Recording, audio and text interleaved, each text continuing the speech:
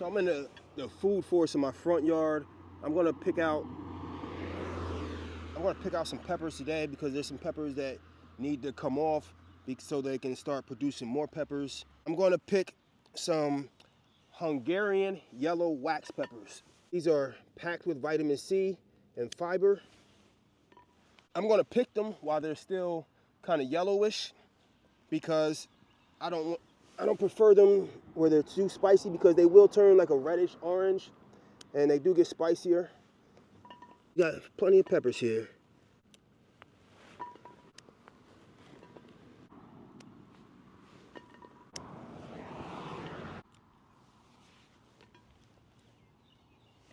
We have a few here and I'm gonna head to my backyard and pick some more. I'll pick this one. I'll take that small one right there.